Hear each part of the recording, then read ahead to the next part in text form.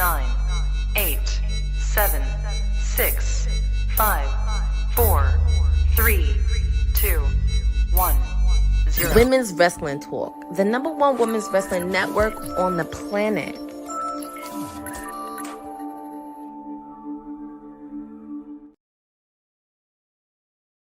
Monday, folks. Happy Monday. Happy day after Mania.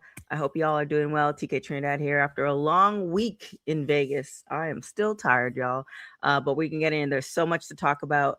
Shout out to the whole team, Cedric and Christina in Vegas, doing a lot of things for Pizza Delivery Driver Appreciation Day. Doing a lot of things for WWT and enjoying the show. I was there the whole week assisting Mark Henry, so I have stories to tell about that. But before we get into all of that, let us know where you're hailing from, what city, what state, all of that good stuff. And our super chats are open. So what that means is that for $2 or more, you can ask me about stories that I may or may not tell. Actually, it has that. Ask me about stories that I could tell for a super chat that I probably wasn't going to tell. And then also, I don't know. Shout out to WWE and all. And I know everybody has to get their money. However, if the money's kind of funny, you definitely want to get the NordVPN. Use our code WWT to get 75% off because it's kind of hard in these streets. We didn't get to do a post show yesterday, so let's kind of go over all the matches that happened yesterday. I was there poolside, so shout out to Mojo and his team at the Palms. I didn't go to the event. It looked amazing, but I'm actually kind of glad that I got to see that opportunity there. So we start off with the first match, which is Brock Lesnar and Obafemi. Man, oh my gosh, this was kind of crazy because I felt like it could go either way. But, as we know, Brock later on retired after losing the match to Oba. And I think it was definitely a changing of the guards type situation. But also here's the question. Like, I could appreciate that, he's retiring and, he's older, but he looks phenomenal. So that's one thing. And then, like, what next? I think all athletes get kind of this like super itch sometimes, as far as like you retire, but then you're like, well, what am I going to do now? So I personally don't think this is the last time we're going to see Brock. But I think if this is going to be how you're going to go out between like him and Cena, two very contrasting things. And both were, well, I don't want to say both were good. I like the Cena countdown. I just wanted him to stay heel a little bit longer, but we've talked about that before. But two different contrasting retirement situations. Definitely Brock leaving his boots in the ring was like crazy. And then, tearing up because think about it, like your career. And then also he had such a phenomenal career, meaning that like he got to call the shots, allegedly. I'm just supposing. So that was definitely like a good thing on his part. So, shout out to Oba. I'm wondering what's going to happen next for Oba as far as that as well. So we'll see what's going to come along in that part. Then we had the Intercontinental Championship ladder match. Dragon Lee, Javon Evans, they defeated Rusev and JD Madonna. That was an interesting match in itself. I honestly, it's so crazy. Like when you're like working as well as watching. This was one of the matches that I didn't get to see fully because I was running around doing some stuff for some folks. So it was Penta defeats Evans. Hey, Lynette, how are you doing? Let me know what you thought of Mania Night 2. So Penta defeats Evans, Rusev, McDonough, Ray, and Dragon Lee. So excuse me, I got that wrong. Penta came out as the winner for that one, which is well deserving. I mean, he's been in the game. He was, I would say, maybe about a year or so or something like that. So he's been in the game for a minute. I think this is only the beginning for him. Lynette saying I said Bianca was going to return, and what happened? She returned and asked, look. Hey, Eric, what's up? Look, we'll jump. We're kind of going through night 2 and the results and stuff like that. I kind of want to get into Bianca, but hang tight because I have a whole situation about that. Not in a bad or a good way, but just like, I mean, what else is they supposed to do? So then you had the United States Championship, Sami Zayn versus Trick Williams with Lil Yachty. This was kind of crazy because the gingerbread shirts at Mania. I don't know why they didn't think of this this sooner. But Trick Williams defeats Sami Zayn by a pinfall to become the new United States champion. And I wish like the rest of the team was on there. Like I'm exhausted, y'all. I drove back from Vegas today, and I've been going. I think I got like an hour nap, and I've been going ever since. So I'm supposing that most people have who are either at Mania or doing things for Mania. Like if you're doing a watch along or post short, you have Mania fatigue. Like I am still very, very tired. Like I said, I got to Vegas Saturday night, and I just got back this morning. So definitely some Vegas fatigue. So shout out to the team for covering that. But I wish they were on for this question, and so I might circle it back. But here is my question, for my folks who are listening. We see Trick. He's defeated Sami Zayn. Like, do you think that was the right? I don't want to say do you think that's the right move, but it's just kind of like some people. I'll hint at it because I think I'm going to wait for the team. Some people, they came before Trick. Maybe I won't hint at it. Carmelo Hayes came before Trick, and it seemed like he had a rocket strapped to his back, but like things changed.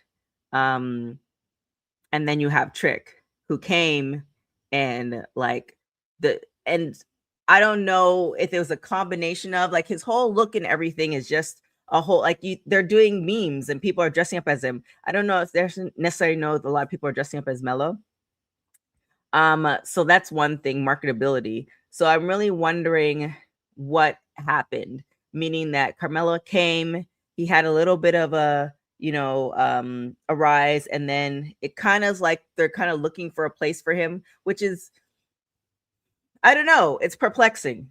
Like I always said, I always wished I had like an answer, or I wish I could be in the room when they're having those discussions. I wouldn't necessarily, no shade to my WWT family. I just want to know. So if they're like, look, you can't tell anybody, but you could be sitting in the room, then I would definitely sit in the room. What up, producer from the future, Dylan? On the side note, Dylan, if you can get me the Raw preview, because I didn't get a chance to pull it, then please do it. If not, there's not one coming.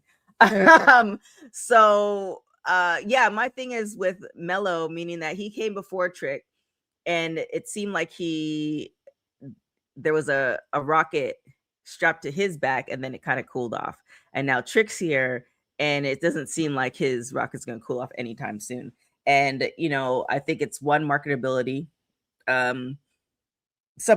Somebody told me there's like kind of like almost like an airport test, meaning that if you're walking through the airport and people think that you're doing something without knowing who you are and what you do, then that's the airport test.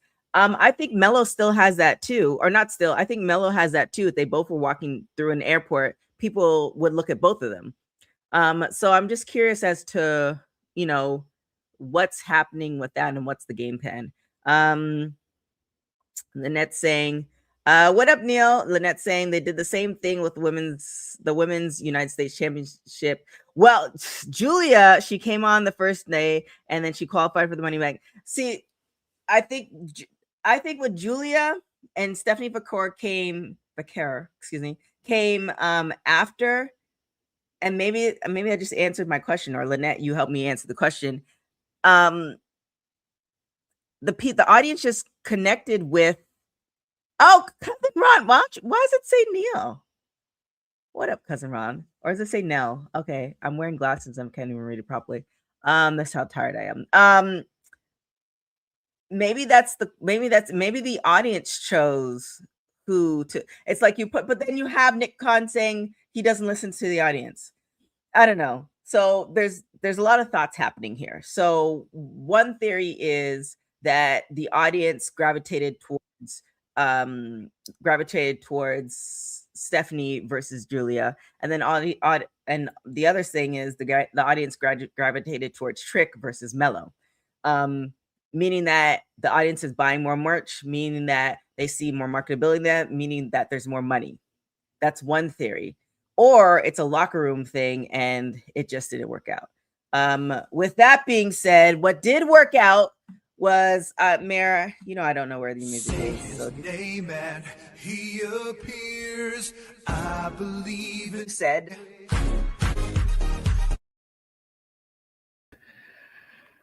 Happy Monday to all my constituents of the Women's Wrestling Talk universe. If you're hearing the sound of my sultry voice, it's the mayor, which means it's Monday, which means we got a lot to discuss. And the mayor is here to save the goddamn day again, just like he's been doing the past 96 hours in these WrestleMania streets.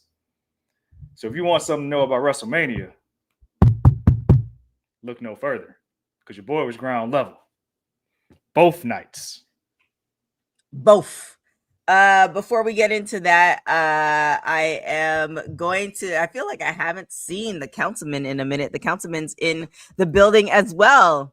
What up, councilman?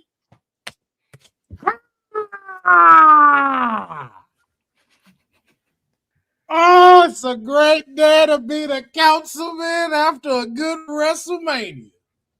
All I can say is you're welcome. You're all welcome. Each and every single one. Okay. Lynette, to answer your question, my favorite match of night 1 and night 2. I gotta think about that. I really can't argue with the Roman Punk match because that's gonna be a classic. Like, I'm gonna remember that match for years to come. So I gotta go with that, even though my heart loved the Oba match. That's all I cared about all weekend. But the Oba match, 5 minutes, in and out, kind of did what it did. It was a great moment. I give it a moment. It was a great moment. Outside of that, man, and for me, maybe I'm a little bit biased because she's a friend of the show and I love her work. I'm going to go for night 1. This might surprise a lot of people, but that women's tag. I thought Paige looked really good. And I was telling another content creator yesterday after Mania Night 2, I was like, she wasn't hesitant like you saw her in her AEW work. She was hitting all the marks, and like it looked like she was comfortable in her own body to hit all her repertoire moves. So like that really made me happy to see. Even me telling her at WrestleCon, like, yo, I'm really happy for you. And she had to try to dumb it down. But like to see it transition to like the performance, I'm like, oh, like you really back. Like you really back to yourself, because when they did, somebody posted out a tweet about like the top women's wrestlers right now in the company and how they're all like on the other side of 35.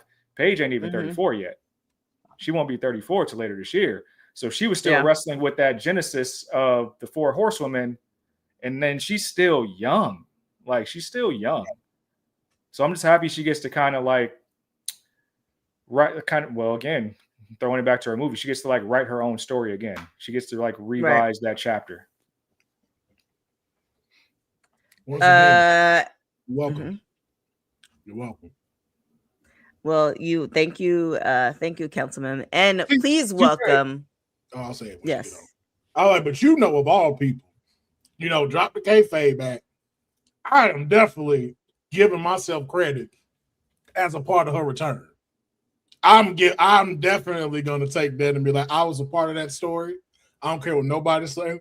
The video I'm talking about, TK. I'm a part of this story. That's all I know. Okay. Another thing before we introduce our other guests, I posted some clips on Twitter. You'll see there's a very fun match at WWE World with JC Jane and Thea Hale. That shit was dope. It had some comedy spots, some good spots. It was fucking dope. That was my other favorite. Your clients match, Lola and Jada? No, I did not. I was very upset about that. I think that was pretty early on the WWE World side on Friday, and I'm definitely not pleased. And I'm also not pleased that Damian Priest wasn't matching my client's fit on the red carpet. But I sent them private messages. We're going to talk to his tailor. I know some people that can help him out with that, because you can't be next to greatness just like with this half-ass wardrobe, Yeah, they taking pictures. He had one job. One job. Yeah. We're not gonna get a our own reality TV show like Bianca and Tez unless he stepped this shit up. Like, Right. can't be having R-Truth carrying you with the tag team titles and then having Lola. We can't do that. You know, you got to match the energy. That's all I'm gonna say. Speaking of matching the energy, Hope is also in the building. What up, Hope? I cannot. It's Monday after WrestleMania. Hello, everyone. I am so jealous of you all who got to be on the ground. I mean, Man, how much fun was that? However, I have to say, because I caught the tail end of that conversation, and I can say as a Damian Priest fan, as a Damian Priest mega fan, that may have been his way of protesting. I mean, he's just one half of the World Tag Team Champions and wasn't on the card. I'm still waiting for someone to explain that to me. How does that happen? I have a question. This is non-wrestling related. Is that a cowboy shirt? That's right. You Cut her you mic. did Cut her mic. Cut her TK, cut her mic.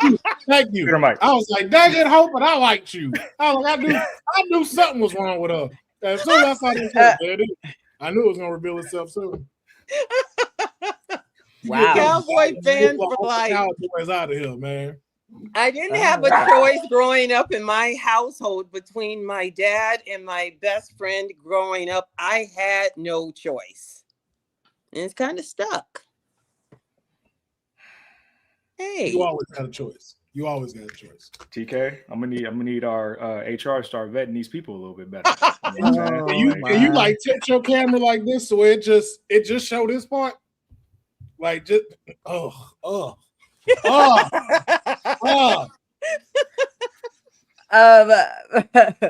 we're going to the Super Bowl.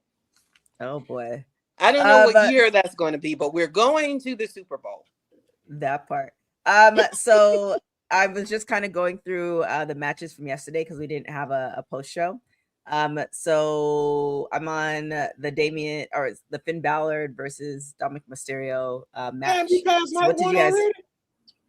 Night one, thankfully, shout out to Courtney. She held it down for us by doing a watch along and a post show. So we're just doing night two because we already did night one. And we're not trying to be here for 3 hours because I can't speak for said, but I am tired. I forgot. I got a little energy. I was cooked Saturday night though. Man, look, for you guys who are catching the show now, or you didn't hear me in the beginning, I was in Vegas since Saturday night of last week, and I had to do a tap out text to said Sunday morning. I was delusionally tired, and then when I came back from WrestleMania night 2, I literally passed. And for y'all who know, I don't know, I can't speak for non-melanated folks, but you don't fall asleep with your outside clothes on. And I literally passed out on Sarah's couch with my outside clothes on, face down, for like 3 or 4 hours before I hit the road. So I was like that tired. Different from last year. I can't confirm because I was out at Mania both nights. So I don't know if TK was out here showing free feet at the pool this year. I can't. If anybody was there and let me know what was really going on, because I wasn't there this time. I wasn't there, and I heard about TK. Wow. Hey, they say your girl out here popping right now. She out here stunting on it right now. That wasn't the case. First off, I want to let me thank a few people. Shout out to Mojo and his crew. They had some really great events. They showed me incredible hospitality. They got Mark a cabana. By default, I was in the cabana too. So, I was living a nice life at the Palms, watching WrestleMania night 2. And it was great. So shout out to that. And then I did say at the top of the show I was going to tell a few stories. So last night I got to have dinner with the Busted Open crew, which is surreal. So yeah, shout out to Mark for trusting me to help with his calendar for be boots on the ground for that week with him. And it's a lot of adventures. And also, I don't know, speaking to like a WWE superstar or superstar in general, man, the grind is real. Like to be recognized everywhere you go, and like people like looking at you and then wanting to shake hands and wanting to like, get pictures and all that. I'm tired and people weren't asking me for nothing. So I don't know. I don't know how y'all superstars do it. It's man, I can't imagine. I know. Yeah. Yeah. So shout out to Mark for trusting me with that. But yeah. But back to, and no, my feet weren't out. I was in sneakers all week. Back to, she lying. Yo, she lying right there. You gonna really tell that lie? Back so to you wasn't toes out at the beach pool watch party at the Palm. That's what you no, I wasn't even wearing a swimsuit. I brought a swimsuit. I didn't even wear a swimsuit. That ain't what I heard, TK. That ain't what I heard. Well, maybe they got a different TK. I don't know. There's a few melanated folks there. There was some girls with some cheeks out. It was a situation. But back to they watch this. That's how they knew. Oh my god. Back to Finn Balor. Oh, so shout out to the shirts. I'm gonna post those shirts. I put it on the stories. We got a lot of compliments on our shirts. Our shirts are really dope. If you don't know what I'm talking about, check our stories later on today. The designer is actually in one of these boxes. Shout out to Will. Really, a year later, I finally was able to wear the shirt. So I enjoyed them. A lot of people definitely wanted them. So hopefully they copped one. Back to Finn Balor and Dominic Mysterio. Thoughts on this match? The entrances did it for me. Just for me with WrestleMania, I mean, the matches are great, but for me, it's the entrances, and both delivered. I mean, wow. Just to hear that theme back with Demon Balor. I mean, how long had it been? And for the crowd to join in unison with him, it took me back. And the right person won, I thought. Mm-hmm. Said, I'm still on the side that wish they would have just had the Demon show up as opposed to announce everything. That kind of dilutes it for me. I thought Dom's entrance was dope. I'm very curious who all the superstars were underneath the mask, but Dom got a huge pop in the arena. The match itself, the story they told was good because you're kind of reintroducing the Demon Balor to an audience that might not be familiar with it. As a Demon Balor fan, I wish there was less. I wish it was a sprint. I wish there was less offense on Dom's part, but they did some good stuff, like Dom hitting the 619 with the chair over Finn's neck, and like Finn kicking out. There was a point in the match where Finn kicked out at 1. I wish they would have did that more. Really play up that this is a different version of Finn, but he got the win. My only question is, where was Judgment Day? Where was Liv, Raquel, and Rox? Because the only person that had an excuse to be missing was JD, who was in the ladder match earlier in the night. That's what I don't understand. I thought you'd have saw Finn really take out all the Judgment Day and kind of have his moment. It was just, they really played WrestleMania straightforward this weekend, which is why, for me, it didn't hit outside of just being in the environment. Everything was very straightforward, no surprises. It felt like watching a regular show. Will? I agree with Mayor. Like, I feel like if y'all were there, this is a good WrestleMania, y'all. For us at home, it felt like Saturday Night Main Event. Like, low key, like I fell asleep on some of that stuff. Watching. One. Yeah, from a fan side for like Finn and Dominic, I would hope, like, I love the entrances. Now, from a production side, though, I was like, bro, y'all got to get it together. All this money y'all charge, and y'all are not hitting y'all cues right. Y'all not hitting camera angles right. Because Finn was definitely not supposed to be under there when all that confetti fell. He was not supposed to be under. He was supposed to be standing in front, and then it fell. As soon as it fell on him, I was like, oh, watch the struggle he finna have walking down that ramp. Because you kept saying he was.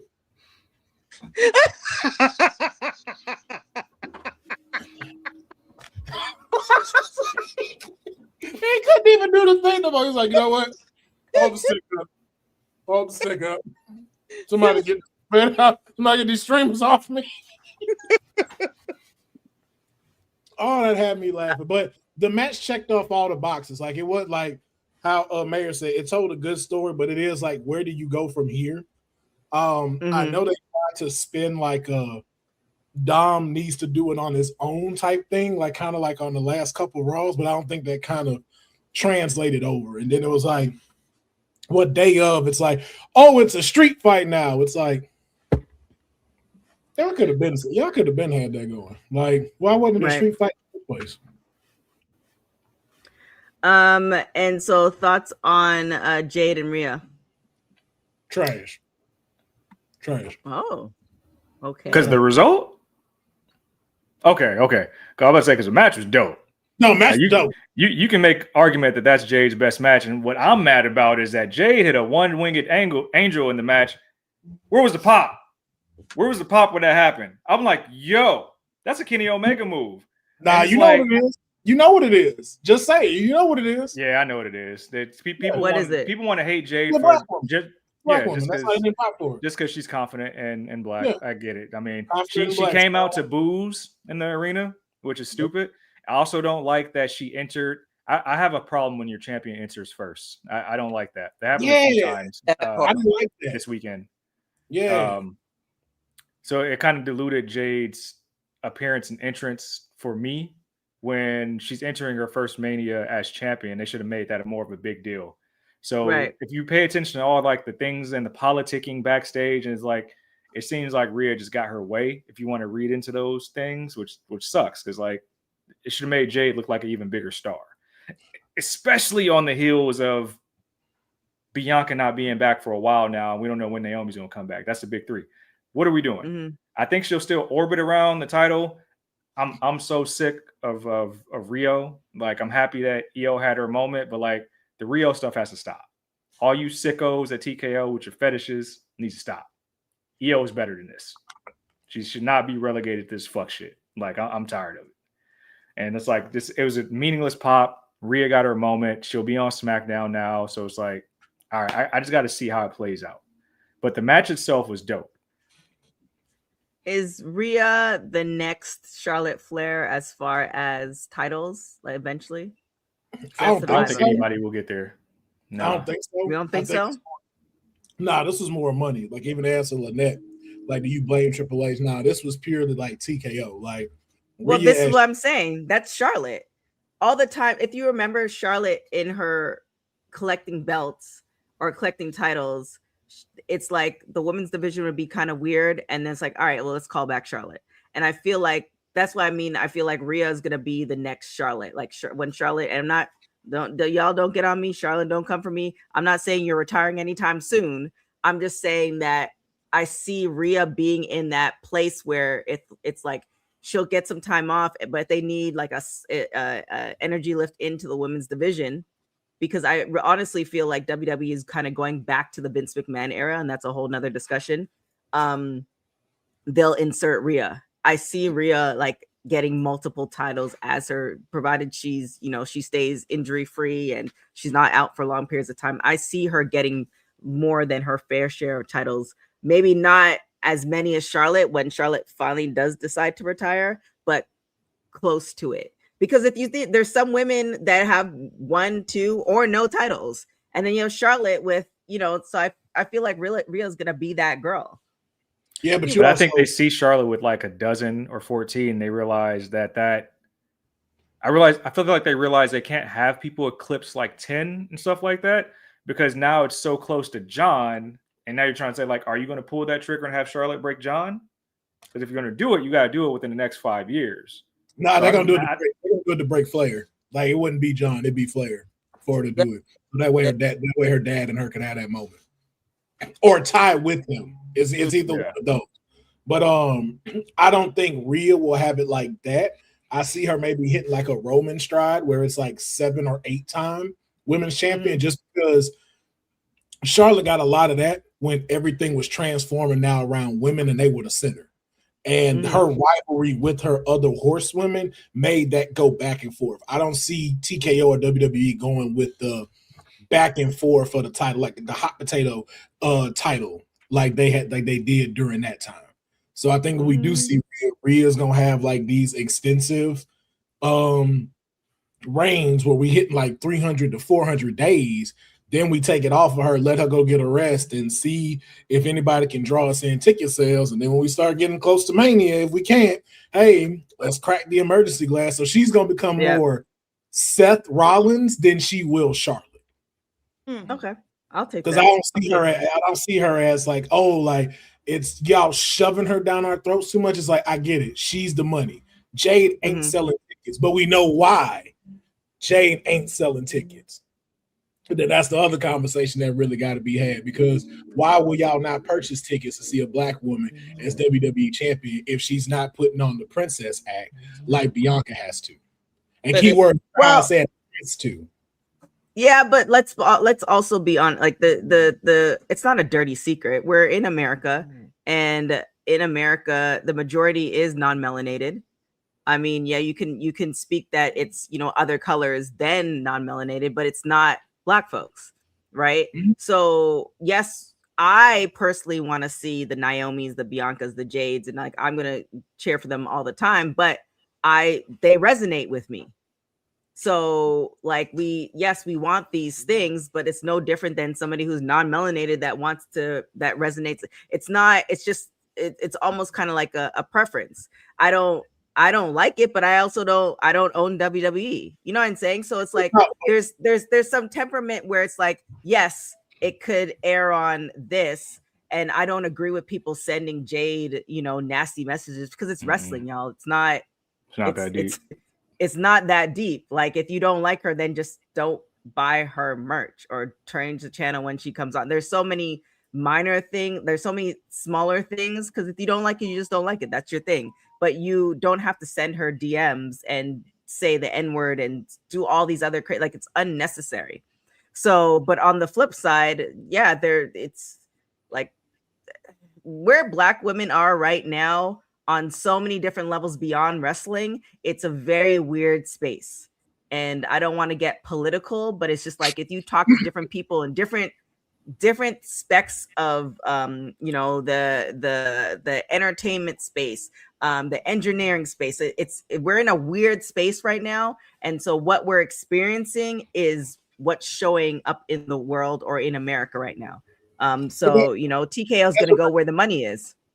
But that's what, you know, let it be ignorance though, because you're literally now as a consumer going, just because it looked like this, I'm saying no. Because if you take away, like if I'm a blind person looking like this and I'm hearing Jade is Rhea Ripley when she first joined the Judgment Day. No boos for her. We all rocking with that. So when Jade gets a little bit confident, now it's boo because she looks like us. That's ignorant. That's dumb as hell. I'm like, yo, that got to be the most silliest shit I've seen, because she does everything else a heel is supposed to do. You're getting Jade, but you want to take it away. Because I remember like, watching her intro, I didn't hear boos. I heard absolutely nothing. And I'm like, yo, that's so fucked up for y'all to do to her because of the hue in her skin tone, not anything else. Not that you're a bad heel, not that you put on a bad match, not that you don't look bad as fuck every time you come out here, but the hue of your skin make me say no. So that's why I can't say it's not relatable. It's just ignorance. Because she does. Well, it's also related to. It's not just the hue in her skin; it's her attitude, and not in a bad way. More like Jade didn't just get confident. Jade's been confident before she even got signed to AEW. Like there's a certain type of confident Black woman, and even, you know, extend it to other women, that when they're in a room, they're already intimidating people. And Jade has that. And it's not a shade to Bianca, because Bianca is just a different individual. She's confident, but it's more like it's tempered. It's just her personality. The confidence that they accept. Like I said, that's why I said when it was the princess thing, that's no shade to her. It's like, yo, you know how to play the character you're given to. Like, hey, I'm the person that goes towards the crowd. I'm the person that's to smile even when they're booing me. Right. For no reason. Because you take it back with her, Rhea, and Io. There were no villains in this match. Why did y'all make Bianca a villain? You could have made Io the villain. Really, you should have made Rhea the villain for doing white privilege and inserting herself into that match. But instead, you'd rather be completely ignorant because of the hue of their skin tone. And that's what I think is so stupid. If you told me you just didn't like the character's not coming together, that's different. But you deciding I don't want to buy a ticket to SmackDown because this person looks this shade, that man, grow up. Grow the fuck up. Because if you let a predator like Brock Lesnar and you tell him thank you for retiring, you mean to tell me you can't support any other champion? Fuck out my face, man. Sorry. Well, here at WWE, we support all women, no matter what color they are. That's why we started the archive. Women's wrestling didn't just show up yesterday in glitter boots. We've been here the entire time, body slamming through history. The Women's Wrestling Archive launches 2026, and it's going to pave the way for all women's wrestling. Because if we don't document it, a man might think he did it first. This has been a passion project for a very long time. Head over to the womenswrestlingarchive.com to donate 1, 5, or whatever you can. It all goes a long way. Let's give these women the spotlight that they've always deserved. Her story belongs in history. Help us preserve it today. Join us at womenswrestlingarchive.com. Support the archive. Support women's wrestling. Donate today. We have a lot of stories to get through, so let's get through this last match, CM Punk and Roman Reigns. What you all think of it? We'll start with Hope first. I have to say that was the best transition that I've ever seen TK make. So I just wanted to give you your flowers on that. Yes, that was great. Marvelous transition. You're learning. Yeah. Hope, thank you, said. Hope, your thoughts. Sure. I'm not disappointed with the outcome. Not surprised by the outcome. Entrances were fantastic, especially with Punk. The meaning behind the names on his jacket was heartwarming for sure.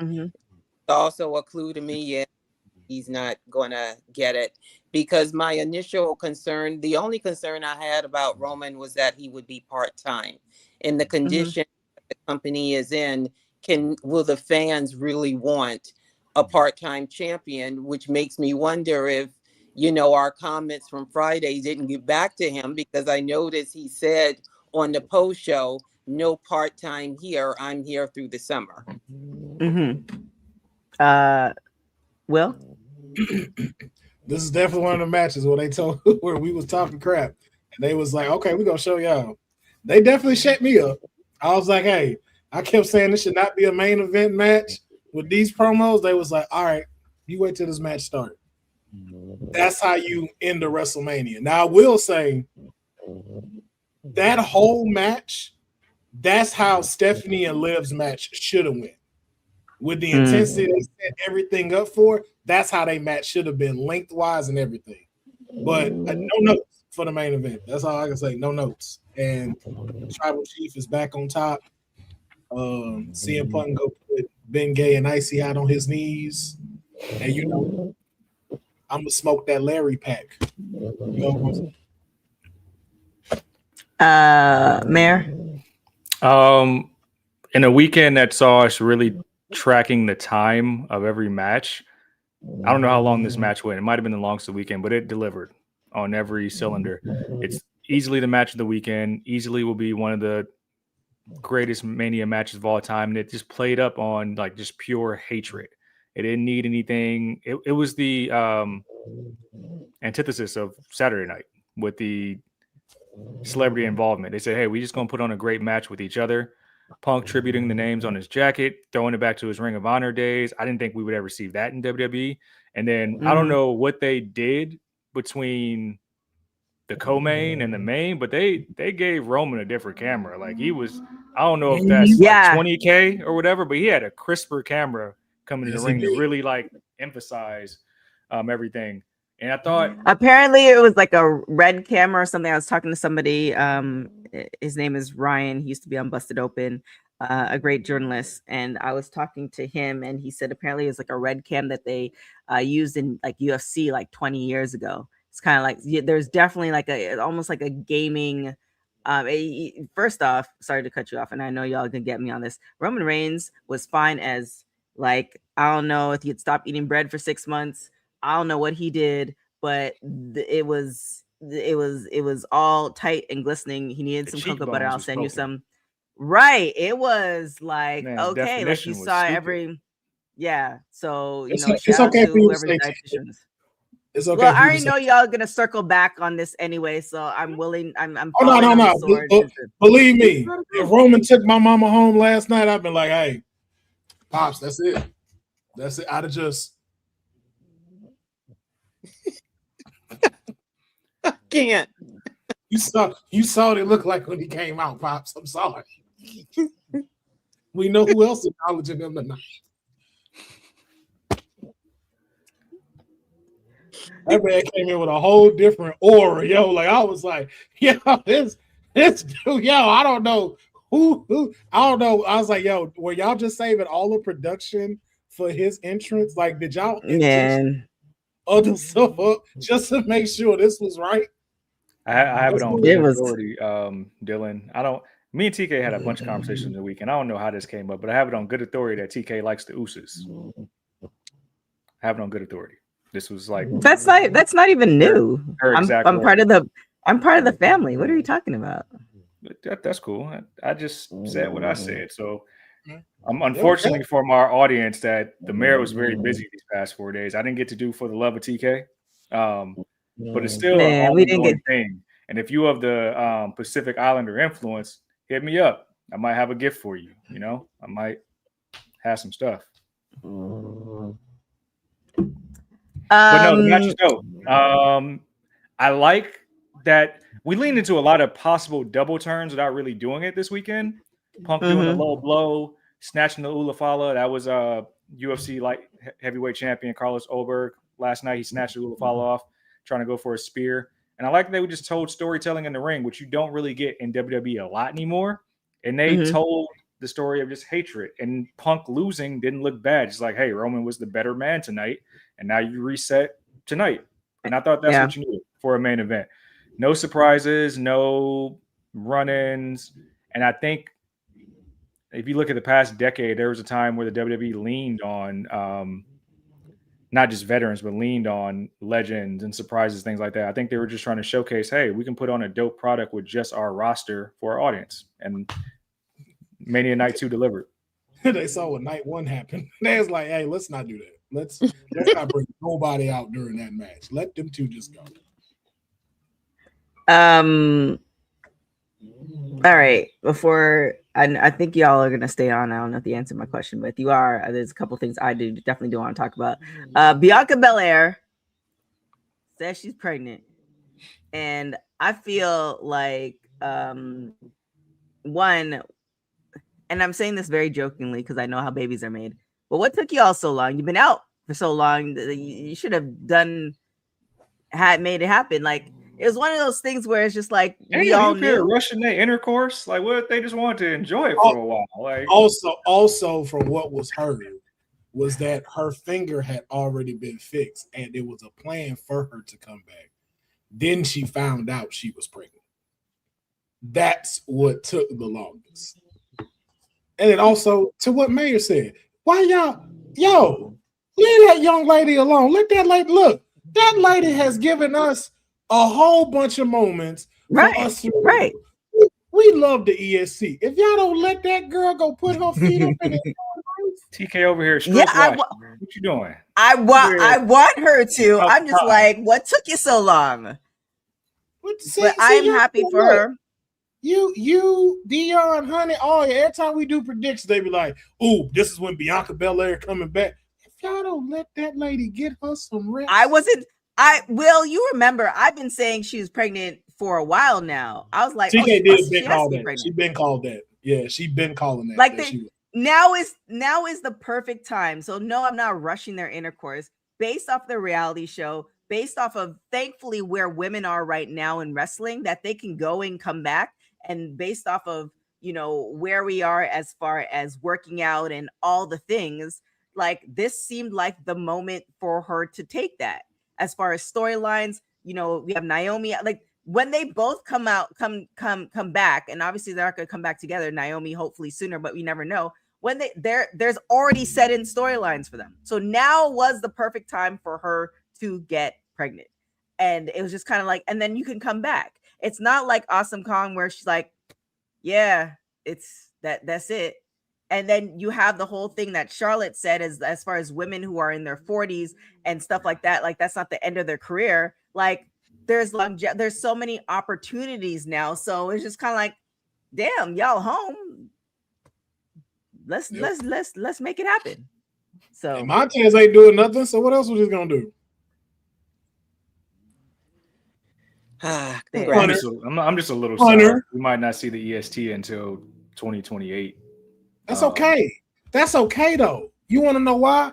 Look at what all we got. When she get back, look at what we gonna have. One, Lola Vice is gonna be main roster. Jada Parker is gonna be up there. Sol Ruka is there. Paige is there. AJ Lee is there. Like, she finna come back where the women's division is on fire. And you know what it's gonna be? She gonna come back in that time where I'm calling it that in 2028, women gonna close out WrestleMania. In Saudi? That's 27. 27. Yeah, but I know it's 27, but I don't think it's coming back to America in 28. No, the Saudis are going to go to London. Don't do Saudi twice in a row. Do not do Saudi twice in a row. I mean, don't do Vegas twice in a row. On the eventual 4 Horsewomen main event match, and I think that will take place in the next 3 years. I think everything will combine, the dollars and the cents, and they'll get all of them in one room. Mm-hmm. I don't know, man. Based off of certain things, and I don't want to get into too much because I actually have to tell you guys some stuff. We can speculate on Bayley because Bayley stormed out, apparently. Right. Yeah, based off of everything, it's looking like we're, I don't want to say regressing, but certain things that we hoped for with like Triple H being in charge and all this other stuff it's not I think it's gonna TK, what y'all hope for? What y'all? After Hunter left NXT, I was like, I don't know why y'all got him in this seat. I do not know why. I think when he left NXT and he took over the reins for the first, I want to maybe call it a year to 6 months, it was great. Yeah. And then when he started being, we're in a new era, that's when it just. Yeah, but I don't think I can't put it solely on Hunter. I think it came out today that TKO does have full creative control. Yeah. So I think that power struggle does exist. You can tell. No, you can tell. Sammy and Trix is the pure perception of the battle between them and TK. Like, Tripp wants Sammy, TK wants Trick. So that's why it's like, no, Trick going over tonight. F that. Like, I know you want Sammy. He's always a crowd favorite. No, Trick going over tonight. We want him. So you see, like, the consistent battle of what's going on between. That's why it's like, I don't necessarily blame Hunter for all that, but also too at the same time, you gotta be able to have accountability. Like, bro, you know what your inside writers room look like. Say it again. And you didn't progress it. You didn't get other people in there. You got great wrestling minds, don't get me wrong, but you don't have great entertainment minds all the way. I don't think that's what it is either. Why it's not? I don't think. I think TKO and Endeavor have a bigger part than we actually know and can think about, and I think because it doesn't. And I think you were on the show a couple whenever I was last on the show, Hope, where it's like you can't expect somebody to hit it out the ballpark every single week all year round. However, I have a lot of faith in Triple H that when there was a moment in time where he controlled it all and was very much into the wrestling of it, that we got great shows. Then I feel like TKO and Endeavor and all the other gods that WWE has to serve now is getting involved, and it's taking me to very much the Vince McMahon ending era. And I call it for you guys who watched AfterBuzz, there was like that moment for at least 3 to 5 years where it's just like, bro, what are we doing? What are we watching? And it feels like we're going into that era where it's kind of more like the dollars and cents of it versus the wrestling of it. And you could see that in who who the people were covering WrestleMania. And again, I don't really want to get into it because there's some other political stuff involved, but the people who got kicked out, the people who are seeing that are covering press, all these things are very much orchestrated. It's not for the love of wrestling, it's for the love of money. And I feel like you can do both. But because we have Endeavor and TKO in the mix, we're not gonna, it's gonna be something different that we may not enjoy.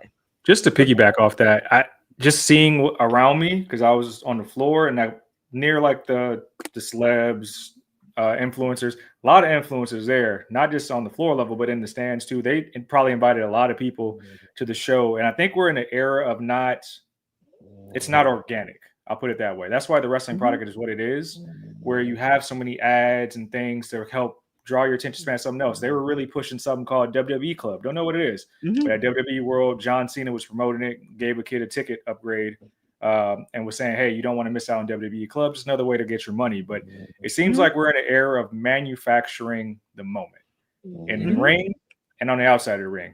What influencers being there who are really just creating content throughout the show, a lot of people emoting, and it just seems inauthentic. You see that in the arenas. Is because we're trying to tell you how to enjoy it instead of giving you something organic that will naturally bring it out of you. At least that's what I noticed. But can I be honest though? That's the world you live in. Nobody wants a organic moment. They want you to build the moment for them. So that's why it's like, it's not like TK is far off from this. Like social media, we have to tell everybody what to like. We have to tell everybody what to do.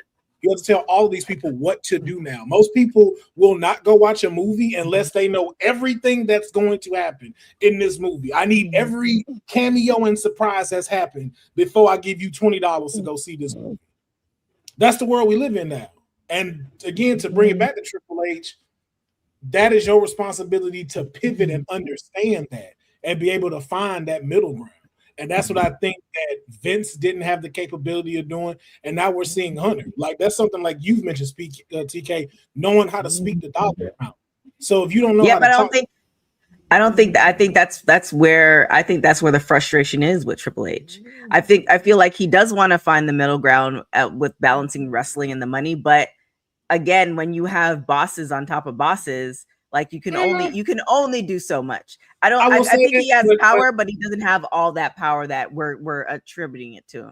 I'll agree to that, but I also agree to in Hunter's point that there is still an act of favoritism that go in when it does come to that. So it's like, are you making the best interest of the company, or are you making the best interest in what you think is creative, and then trying to go find a middle ground with TKO? Because if you're telling me, you're coming to me, hey, I think we should do this, and it's like, but we want to go this route, and it's like, okay, well, let's make Sammy U.S. champion, and then that'll really go over to go into WrestleMania, and it's like, okay, well, did you really think that was going to work when Carmelo Hayes is the one that's getting all this heat, and we still want Trick to go over? Because that was the better story. Carmelo surpassed Hayes, Trick surpassed Carmelo. And so for now, for Trick to beat him for the U.S. title at Mania shows you that, like, hey, I have surpassed the person that taught me all of this, rather than the gingerbread man versus the lemon pepper stepper. That's Hunter right there. That ain't TKO. That's Hunter right there. So that's what I'm saying. I get where you coming from, and it is both on both sides. But it's like there's an evolution that needs to happen with that because that money is coming in. And because they got to pay attention to it. But I think what I don't, I agree with you where we are in social media and having influencers and all this other stuff, but it's like you can make a pseudo organic way, meaning that like there's a creative way of selling a show without making it look like we're selling a show, if that makes sense. Like, we know, the commercials and all this other stuff, and the having the superstars in some of the commercials, like I get that stuff, but then there's kind of a level where it's like, man, like it's not about it's about who can afford it. I think Netflix just increased their rates again by another $1. Like it's crazy right now, and it's just kind of like, I don't know. I think we're headed to not so enjoyable time, and I don't think that people who are like just kind of the same thing with the Vince era, where it's just like people are like, oh, I'm gonna stop watching the product. And they didn't stop watching the product because you see them talking about WrestleMania on Twitter and etc. So I feel like we're gonna get into like a dark era where we're not gonna enjoy it as much because it's not for us. And we're just gonna, it's the ebbs and flows, it's just different. It's just a different master right now. Yeah, but if you're gonna point it at anybody, it's y'all fault. It's y'all fault. All you Gen XYC, Elemental PQRSs, all of y'all, this y'all fault. This y'all fault watching too much stuff. Having to digest stuff so quickly, so fast that it's like you can't come up with an organic thought for yourself. So you don't give other people time to build up a creative thing. It's like, no, I need it now. I need it here. I need it now. And y'all done got companies so scary now because you are the deciding factor of if this works because you have to give us your money. You saw that with WrestleMania. WrestleMania looked like people that were like this the whole time in office. Okay, I got to sell 80,000 tickets. Okay, I need to at least sell 20 by these 2 weeks. Okay, 20. Okay, they didn't do 20. They didn't do 20. Okay, 28. That's it. Get John Cena the host. Let's bring that in. Okay. That didn't bring in enough ticket sales. Okay. You know what? We need some more celebrities. Let's get iShow Speed and Pat McAfee. That's gonna bring it more up. Like you got people so scared, and it's the same thing with movie theaters. Like we'd rather focus on a remake than give you something original because we don't know if you gonna come watch it. We can't depend on you no more as a watcher. And we have a quota we got to meet because we put so much money into this. We have to make this much money back a year or we're in trouble. So I got to throw these prices out. I got to charge $42 for a burger at WrestleMania. And we got to find a way to make this work. At WrestleCon, the water was $9. A bottle of water like this. I think I paid a bottle. It wasn't like $9. It was a tiny one. Yeah. I had to buy one from my friend at Bloodsport. It was like one of the low joints. I'm like, really? He was like, yeah, we don't have dispensers. I was like, all right, it's cool. That's what I'm saying. It's a middle ground between both sides. And like you said, though, it's gonna take us going into a dark era to figure out and wait until we can get back to where it's sunny days again. Yeah. WrestleMania to me is actually starting to be like I want to word this politically correct because my favorite show is the Royal Rumble, but WrestleMania to me is kind of like it's trendy. It's kind of veering on the Super Bowl where it's not the biggest show. At least it's not the show that you want to go to anymore because it's the show that everybody's gonna go to. And I can only attribute this to my experience at WWE World when you had like some LFG talents there, AAA talents, things like that doing matches. It's like the audience that buys the stuff all around surrounding WrestleMania. I'm talking about like the meet and greets, the extra pictures, the moments. It's like those are people who are there to kind of be a part of the show. That makes sense. Like they just want it's like going to Disneyland. You just want to grab things. You want your moment. You want to be seen with this stuff. Because there was a time there was a match going on and like it was Alpha Academy versus Mr. Iguana and La Parka. And I was just listening to it was ear hustling. There's some conversation around me because I was just sitting on the rail. They didn't know anybody that was wrestling these matches, including like the Thea JC Jane match, but they knew who Otis was. It just made me think like, who is this product for? And it's like people just have this like microwave mentality where they're probably not watching weekly, but they'll show up for this just to do all the things because it's the big show, you know? Right. You know what it turned into? It turned into NBA All-Star Weekend. That's a better that's it, comparison. That's what it turned into. That's what it's turned into. Everybody outside of it is all cool. Get your pictures, do everything. When the last time you watched the All-Star show? I don't mean big fans like you, even fans of the basketball. He just said no. The show don't count no more. Like I've seen influencers that's there that you ain't posted nothing about wrestling for an entire year, but you're at WrestleMania making content, getting these dope seats. When folks who bust their ass year round making content got to be in a box all the way at the top and don't get to see nothing.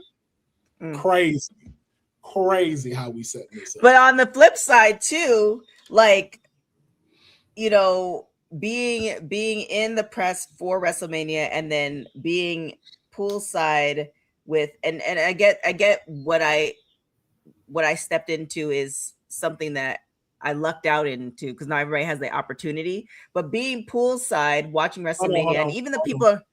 TK, I'm sorry. I can't let you do that. It ain't luck at all. Don't let her do that to you. It is not luck. That lady busts her ass to be where she was at. I can't let you you got lucky to be there. You work hard as hell. You deserved to be where you were at. I just gotta make sure.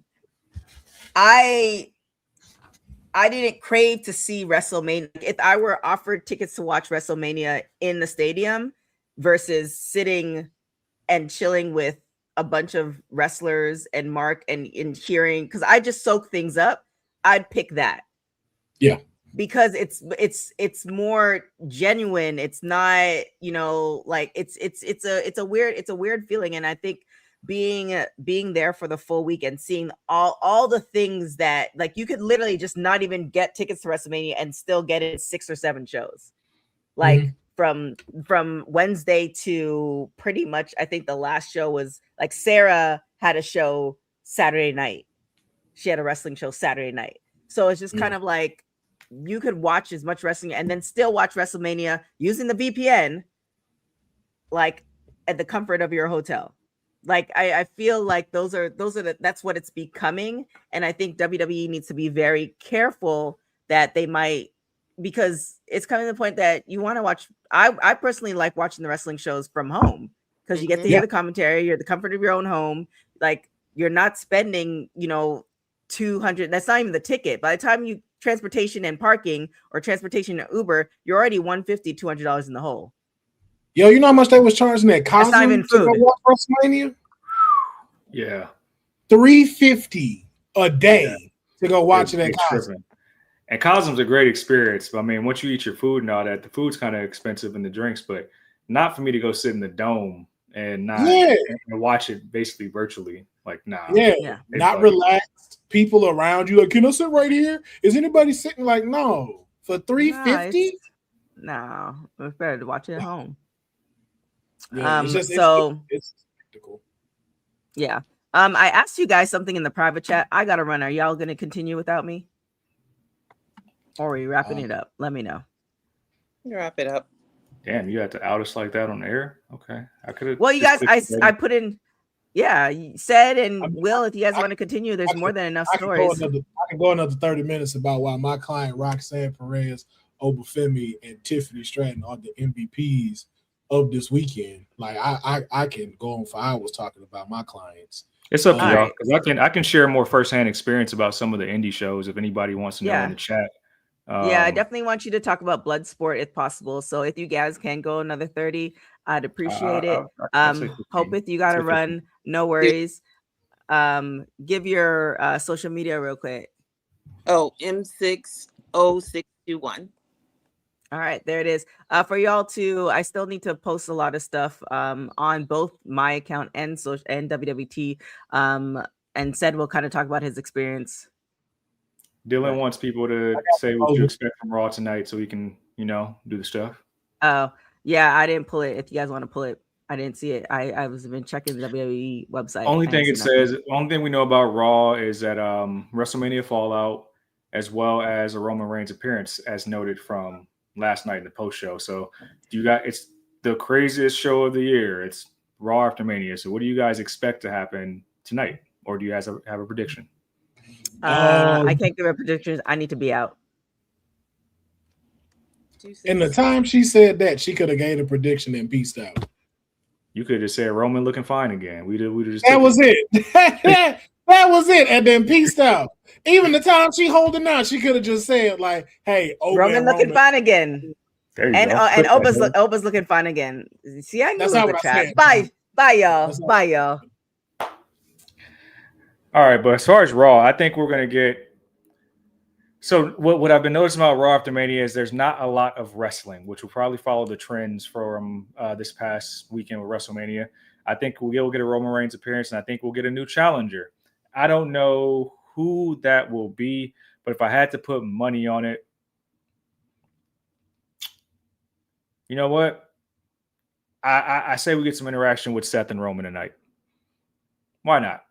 Seth's still going to have vision stuff to do with Braun Breaker, but I think Seth is probably going to confront Roman because he's back on his show again. They're gonna have a moment. Maybe it's Gunther. We don't know, but that's what I'll say. And I think we probably get 3 matches total. If I'm gonna be fair. I want my Oba and Brock. I want my Oba and Roman stare down real quick, and then I want an interruption from Paul Heyman to promote the return of Braun Breaker and getting focused back on the title, and then Seth Rollins comes out for revenge. But then, like you say, like it's just him and Roman left in the ring. Because I think if you want to do something dope, rather than it just being one challenger, let's see who's on the entire division. Let them all come out. Let Gunther come out. Let all of them show like, yo, we're eyeing the tribal chief. Mm-hmm. So we know, okay, these are the people we can expect to cross his path as world heavyweight champion. And I feel like we might get some tag team action. I'm hoping to see a title change. Okay. Well, the quiet thing is that we saw, okay, it's probably like 5 title changes over the weekend, but all the world titles changed except for Cody's, which looking at y'all in them boardrooms, because like don't play me. Only reason I'm thinking it makes sense right now is because I read something, I forget, I wish I can credit this person, but they said that the board probably wants the titles on Roman and Cody with this Street Fighter build-up, and I'm like, I hate that makes sense. I hate that makes sense because I hate it. Randy should. Well, you can't have one walking around and the other one don't have it. Yeah, I think that's the only reason why Cody didn't drop. But I do also hope for women's wrestling, I hope we get a continuation of the stuff with Asuka and Io Sky and Kyrie, because they didn't get their Mania moment with the whole build-up, even though they did their own separate promos. One of them aired on Raw a week ago for Asuka, so you still got to pay that forward. So I'm just hoping it's a good show. Let's just hope that. And I think you might get some call-ups. I think we may finally see. I think Sol Ruka may come up. Yo, this was at the WWE shop store, the superstore. See what I'm saying? More noticeable than anything, there was no other like NXT star influence throughout that entire store, just Sol. So Sol might pull the trigger on Sol and give Sol the IC title. Yeah, I thought that stood out to me. That really stood out to me as far as merchandise goes. And I think we'll see something from Paige too. I think we'll see Paige come out, because isn't Raw in Vegas? Yeah, it's at the T-Mobile Arena. Yeah, I think we see Paige come out for something. I hope she. I know we ain't got a lot of time, so that's why I won't jump into that one, because she didn't want to cover night one. But love that Paige returned. I didn't like that it was returned in that way. Yeah, and I think there's a story we can tackle real quick that Nikki Bella is supposed to be back within 6 to 8 weeks. She did show a picture of the ankle and how she explained what's hurt exactly. I'm just interested to know how they're going to transition this, because this is very clearly, even if Nikki was able to go, this is very much clearly the Bella's moment to be tag team champions for these titles that weren't there when they were still active before. So you gotta do this all over again. And now Bree's going to be a 2-time champion sometime, and Nikki's just one, but at least they'll have their moment. I mean, shit, the easiest thing I would say is just rebird it. I would say rebird it, and then too, like, put Paige against Liv. I would like that. Because that was my prediction. I was like, I want Liv to win and be holding all of that up, and then Paige music hits and she walk out. Like, that would have hit way harder than her coming to help the Bellas. I'm like, bro, I'm gonna say it, and I'm sorry. Quit trying to put Nikki and Bree in this category that they helped build this new division. Y'all need to stop doing that shit, because that ain't true. Like, especially when they took that 4 horsewomen picture, I'm like, all right, I'm gonna be quiet on this, because I'm like, because I think Bailey responded like, I ain't never seen y'all call yourselves that. I'm like, exactly, yo. Y'all, I ain't never seen y'all support each other. I was like, AJ Page, godmothers. Nikki and Bree, definitely pillars in the women's division. Them responsible for the women's revolution? Fuck out of here. Nah. Not around here, player. Not around here, player. Nah. Y'all not gonna push that narrative. No. Them They, two, they, you saw that picture. I would say Them, they helped transition into the mainstream, got more eyes on the product. they did. That's why I said pillars, yo. That's why I'm like, I'm not gonna take nothing away. I didn't watch them when they were there, but I'm like, y'all are definitely pillars. But as far as what made women be looked at as superstars and not divas anymore, them two women to the left of that picture are the main reason for that. No matter what. Hey, y'all could have canceled that whole Pat McAfee Jelly Roll thing. That could have went to Oscar versus Io. That was 35 minutes. That could have went to Oscar versus Rio. Man, and yeah, I hope they get a spot tonight. We'll have to see what Raw looks like tonight. And I know we probably like the fallout's going to be the fallout. Dylan said they just announced JD versus Finn Balor. That should be a good match because it should be a continuation of Finn kind of doing what Edge was supposed to do on his way out. It's like, hey, I'm here to kill the Judgment Day. So you can just replay that and actually have somebody kill the Judgment Day this time. Yo, mad random though. Maybe I was tripping. Was there a scene that they showed, a shot where they showed the Judgment Day and Carlito was behind them? This weekend? Yeah. Was I tripping or did they, or was that old? It might have been an old clip because I mean, Carlito was in Vegas, but I don't think he was. Yeah, because I used the VPN, and I think I may have clicked when they said it was like going live now, but I think Netflix was playing last year's, and so because they're both in Vegas, and if you don't see it say 41, it was like and we got the Judgment here today, and I'm sitting and I'm seeing them stand there. Liv don't have a title either, and I'm like, wait, is Carlito back? That shit tripped me out. I was like, wait a minute. And yeah, I agree, Dylan. Sidebar. There is some content me and TK got. We actually got TK to be a front-facing reporter this weekend. I'm very proud of myself for that. We got a lot of questions going on. You're going to see me singing some Mary J. Blige with Jazz on these socials very soon. Some good content stuff. A lot of it's not posted. I saw you though, boots on the ground, man. I seen the pictures. I was like, you see, that's how WWT need to be represented right here.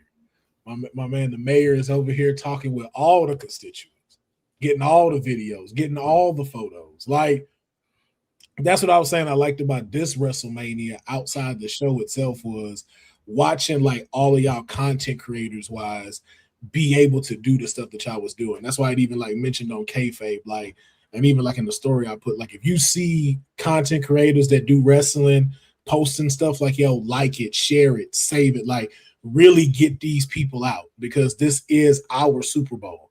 So it's like they didn't spend their hard money to get there. They've busted their ass doing content year round to get there. Some of them, not all of them, but they're here. Support them because this ain't easy. And a lot of people don't know it's a lot of walking in Vegas.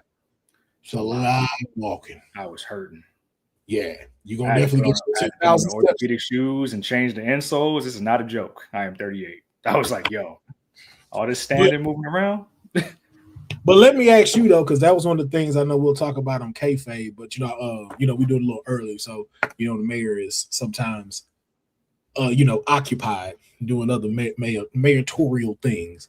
But for you being boots on the ground, just as a wrestling fan there, you also got to go to the show. But like outside of the show, before we get to that, like what stood out to you this year that you feel like was better than last year when we went out there?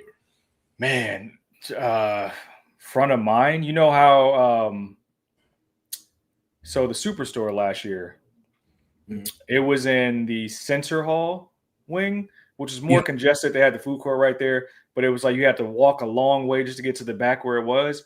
You can actually just park across the street from the West Hall or whatever it was at this year. And it was bigger, more spaced out. So you can actually go around and see your merchandise. And it didn't feel like they ran out this year. And it was more spaced out and you can go into WWE World. I actually went to WWE World. That's worth the ticket. There's a lot of content I'll post regarding WWE World. That was dope. A lot of things they have you can do in there, like get your own trading card.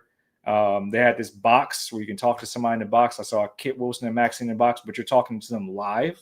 Mhm. So like they're just via satellite and the camera's on you. They can see you and they can identify you have live conversation.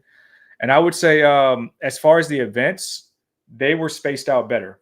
And, you know, we went to the fourth rope event last year and then to 4 a.m. There was nothing like that.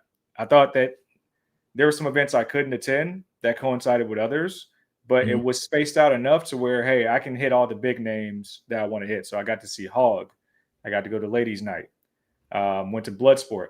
Coincidentally, didn't get to go to what is it called? Didn't get to go to Stardom because it ran parallel to Bloodsport and it was at a different hotel. Didn't get to go to Maple Leaf Pro. I forget what I was doing at that time, but like it was better spaced out to where you can attend these things or attend World and still make it to WrestleMania on time. Going back to Superstore because Superstore didn't close to 11.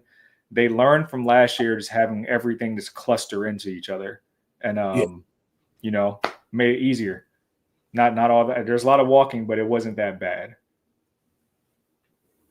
What would you say would be the highlight for your WrestleMania weekend? Like, of course, you know, like with the exclusion of being at the actual show, though, with the experience of being someone out there, being boots to the ground, and being a part of that, like, what was your thing that like stood out to you the most?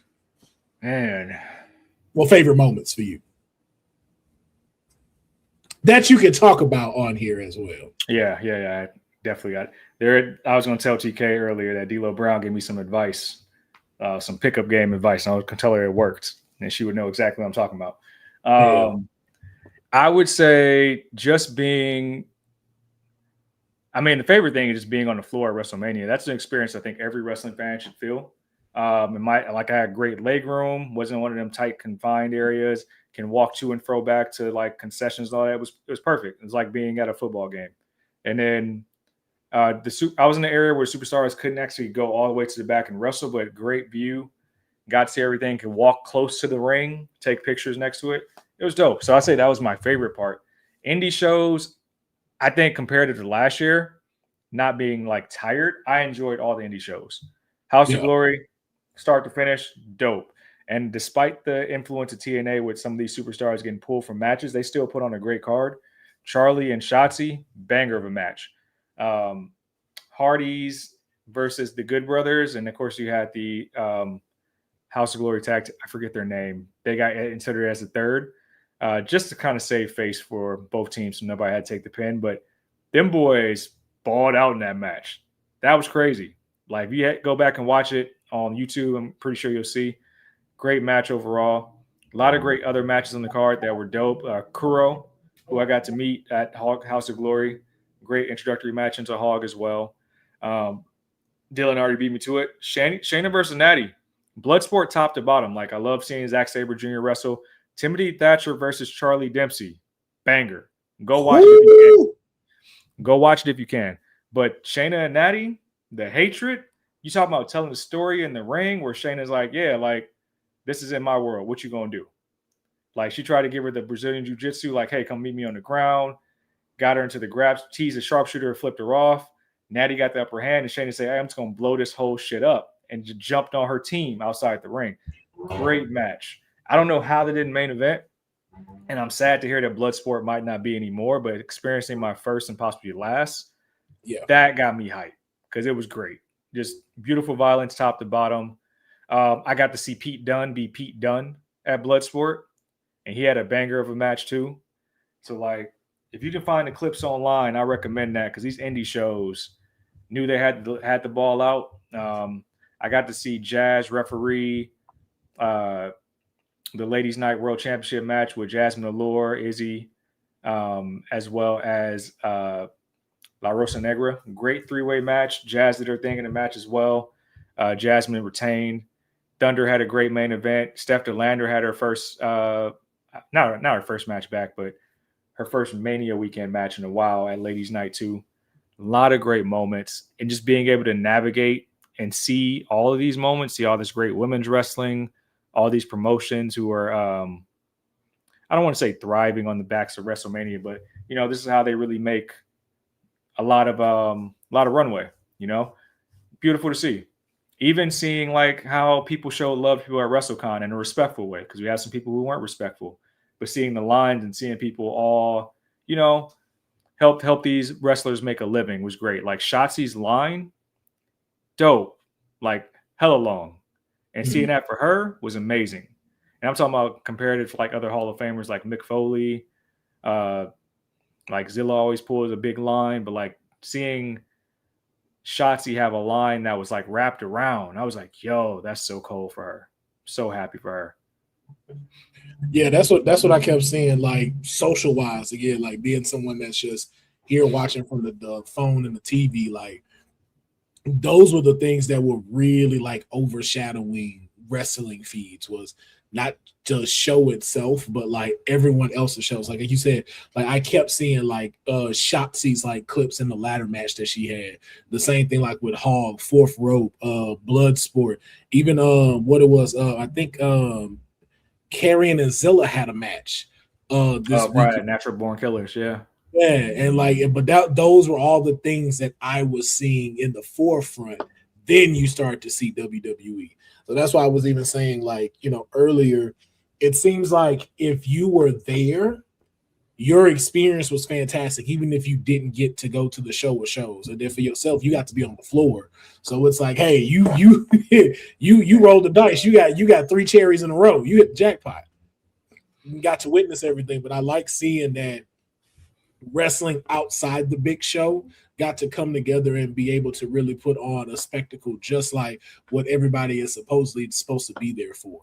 Because I saw so many people, like influencers wise, having such a good time with each other. And like, you know, of course you had like your little small altercations, but I don't even really think it was between like content creators or anybody else. You just had weirdos and assholes, like the punk ass dude that pitched like Elena's Black's booty. Like, you know, like what the fuck are you doing, bro? You're lucky you didn't get stomped out at WrestleCon. Like you like, and that's where we're all kind of starting to get anyway. It's like, you know, like we don't want to extract violence, but a lot of us understand what these people go through. A lot of us understand what they're doing here, and we ride for them. So it's like, yo, like he picked the wrong one at the right time, because had a group of us caught him doing that, we'd probably stomped him out. Like, Same, man. Drug him out of there. Like, and it makes it hard for the people who are like respectful of these people's time and like want to actually engage them in a kind manner and like just have a moment, you know, with somebody you're really a fan of. It makes it hard. Elena said she's not doing any more meet and greets as a result. And she has every right to do that, because like it's like they spend their money and time to come to those spaces and try to give back to fans. And it's like, it's not worth it when you're harassed. And then too, stop trying to make a judgment on what you think is acceptable. Like, yo, just because that girl got OnlyFans, don't give you no window to touch her when you feel like, or mistreat her in any type of inappropriate way and stuff like that. Like, yo, don't none of that matter. At the end of the day, that is a human being who you don't have no permission for to do any of this. And then also to the other folks, because I ain't get to call this out, and I'm calling this out because they tried to get my client with this. There ain't not a single wrestler that owe you a picture. Yeah. There ain't a single wrestler that owe you to sign you something, especially when they get paid to do it. Yep. So don't be trying to set up folks to be trying to say like, oh, you know, Oprah was being mean and didn't want to sign this kid's like thing and stuff like that. First of all, Oprah was running late, was trying to catch his own Uber to get to his spot. This isn't WWE. Hey, we've ordered you your car. Your car will be here. They have to get there on their own. They have to book their hotels and their flights on their own. So he's trying to make sure he gets where he needs to go. And then y'all saying that, oh, he did this to a kid that just wanted the signature. There wasn't no kid out there. It was all adults. There's a whole different shot of where O was walking. I was like, ain't a single kid out there. Stop thinking these people are obligated to do this. If you want a picture, go pay for it. You want a signature, go pay for it. If you love them that much, go pay for it. They have it set up where you can pay the money for their time, and they will take the snapshots with you, share a moment at WrestleCon. They have their menus there where you can do that type of stuff. But like the people who do it like just on the fly, like when somebody's doing something or handling business, like it's just a way to be respectful about it, man. That's it. There's a way to be respectful and ask somebody in kindness. I actually had a moment where I had to catch myself at WrestleMania because I'm a big combat sports fan. If you guys know, I cover that too. One of my favorite UFC fighters is Daniel Cormier. Daniel Cormier walked right in front of me, and I reached out like I was going to touch him. And I said, "Ooh, don't do that." I said, "Ooh," because like I don't want to get body slammed. I don't want none of that. I was just so like, "Hey, I really love you, DC. Want to take a picture?" So I waited till he came back around, and he stopped, took a flick. Man, just be respectful about it. And I almost did that to Bud too, because I was like, I'm a big fan of Bud, and I'm like, Bud with his kids. And Bud kind of crazy. And look how you conducted yourself when you said it though. He's with his kids. This is all you get. Because I think I saw Kevin Owens and he was with his kid. And our eyes caught each other. I didn't try to go get no picture. This all Kevin Owens got. He knew what it was. I'm like, bro. And the cool thing about it, when you make eye contact with somebody, even if you know them or you don't, like that's really all it takes. Like you don't know how many people like the male talent that I've seen this weekend. That's just cool. I just walked by Leo Rush a bunch of time. He always had not. What's up? And hey, what's up? You just keep hands with stuff like that. You keep it pushing. You know that feels better to me than like shooting the shit sometime or like having to ask for a picture because it's just simple acknowledgement. Like, yeah, I see you in this space. What's up? Cool. It's just knowing your moments and where to pick them and stuff. Because sometimes you miss out on those things. I remember the thing you got me to go take the picture with Roxanne, like they had made it so awkward because again, that was around that time that stalker stuff happened. But they had made it so awkward where it's like, yo, like they had told us like, oh, you can't put your hands on Roxanne, you can't touch this or nothing like that. And like I remember like Roxanne trying to like give me a high five and they like pushing us out the way and stuff like that. And I'm just kind of like, damn, man, like I fully understand where they're coming from with this. And so it's like, but it sucks because it's like, yo, like she is still trying to kind of acknowledge people, like, like with a certain way she'll hug folks or a certain way she'll give like a hand gesture and shit. But it's like, y'all done messed it up so much where it's like, yo, like, like for me, I'm like, yo, I don't even want nobody to look. Because again, if y'all seen the image between me and her, like that, I'm damn near her boyfriend height. Like, bro, like you see all of this and you just like, oh, hey, I'm in trouble now. Yeah. So it's like, yo, I was just rather like now it kind of got awkward because she, that thing where you kind of don't know what kind of hug to go in for, or if you doing this, and they doing it became that, and I'm like, man. It's such like a fast process thing. When I know they do those things. I didn't know it was at WWE World though, but like seeing the line, like people color coded, like, hey, red B4, you're up, and it's like they go take a picture with Stone Cold. Like those lines were so long for that. And people like, if you really want your picture, that's the way to do it. Like people pay their money and they go there. But like to hear about all the backlash, and I wish TK could have spoke to this because she stayed at the same hotel. But hearing that people were just waiting by elevators all the time, there was little security presence for these performers, like that sucks. But that goes back to something that Becky Lynch called out when talking about them. Like you would think like this company protects them, and it's like it's really not. So it's like if the biggest company isn't doing the things that we thought is being done for a wrestler, you can only imagine a lower promotion. Like Becky has said it before, like we pay for our ring gear. They don't pay to have that stuff made. We pay for that. We book our own flights. We book our own travel. The only thing they do is tell us like, hey man, you on Monday night, so we need you here in Cleveland.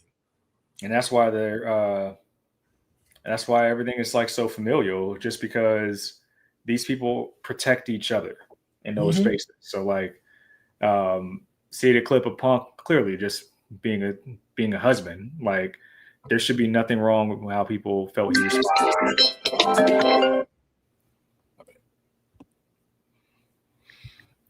But we'll probably be talking about WrestleMania all week. There's so many other stories to share.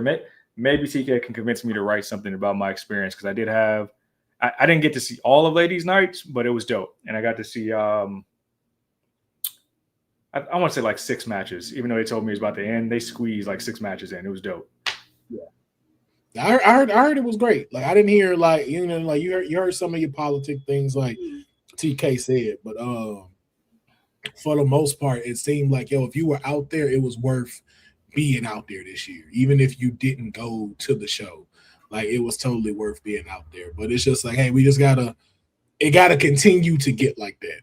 And so it kind of just like I'm very curious what Saudi is going to look like with all of that, because I'm like, TK speculated that a contingent could just make Vegas the destination spot if they're in Saudi again, because you do have so many avenues to actually watch the shows in comfort, like whether you're at a pool or whether you're at a watch bar. They have all those things. So it might be a thing where Vegas is de facto 3 years in a row. If Mojo Rawley is smart, I'd do Slam Fest at the Palms again next year and let us watch it from Saudi Arabia. Like, I think that is one of the big things. Like, if not most of the world, but like if a lot of like these destination hotspots got like that, this would make it a lot easier for WWE to go to different spots out of the US. So like, if like, hey, we want to do WrestleMania in London, it's like, hey, you can go do that. And everybody's going to be fine here to go watch it. But it'll just be, I'm curious about the media coverage then. Because, again, if Mr. Smart, we was at Revolution a few weeks ago, you just push it back another month. Or Dynasty, you push it back and be like, hey, we got that in Vegas at T-Mobile Arena. Vegas, yeah. But I'd be curious to see, like, what's going to happen with next year, because I know a lot of content creators didn't get that media pass, and they paid their tickets to be there. So I'm like, man, you go and do that for Saudi too? And they're like, nah, it's not. Nah, it ain't possible. Lynette, absolutely. My client will receive gold around her waist soon. Always do not forget, my client has yet to challenge Stephanie for that world title, and she was owed a world title match. And they never ran it. So, it's true. It'll play out. Yeah. But it starts in 30 minutes, man. Mayor, did you have again, they haven't really given us anything too much Raw preview-wise. We know Oba will open the show. We know Roman Reigns is to be there, and we've already given our predictions out of what will happen and what matches we may think surface. But it goes down to 30 minutes. You might get a Mayor recap. But again, the mayor has at least put in 50,000 steps. So if you don't hear from him tonight, can we all be in agreement? We understand why. Because the mayor, I might pull up tomorrow morning. You don't know. You just don't know. But tonight, I maybe. But I'm not gonna give you a watch along.